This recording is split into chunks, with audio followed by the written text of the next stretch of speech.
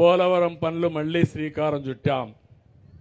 పోలవరాన్ని గోదావరిలో ముంచేసే పరిస్థితికి వచ్చారు.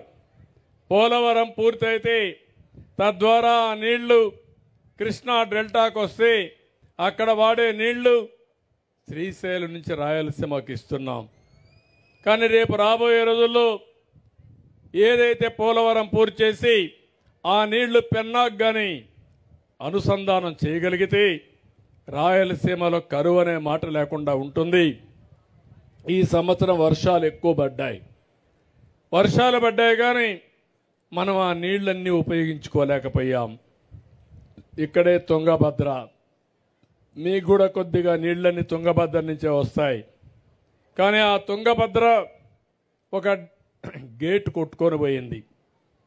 కొట్టుకొని పోతే అక్కడ ముఖ్యమంత్రి అక్కడే ప్రభుత్వం మేము చేయలేమంటే కాదని నేను ఇక్కడి నుంచి మన మంత్రులు పంపించి పర్యవేక్షణ చేయించి ఒక ఎక్స్పర్ట్ మన రాష్ట్రంలో ఉంటే కన్నయ్య నాయుడుని ఆయన నేనే పంపించి తిరిగి గేటు పెట్టి ప్రాజెక్టు నీళ్లు నింపిన పార్టీ తెలుగుదేశం పార్టీ అని చెప్పి కూడా నేను మీకు తెలియజేస్తున్నా.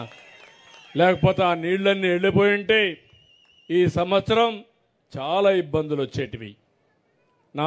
నా లక్ష్యం పోలవరం పూర్తి కావాలి. రాయలసీమకి ప్రతి ఎకరాకు నీళ్లు ఇవ్వాలి.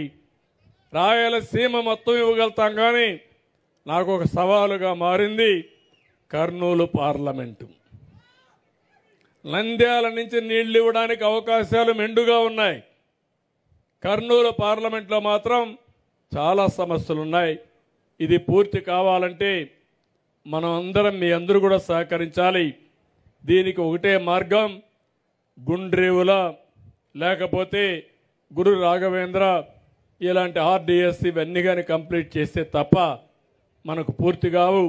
దీన్ని పూర్తి చేయడానికి అన్ని విధాలా ముందుకు పోతామని చెప్పి కూడా నేను మీకు తెలియజేస్తున్నా.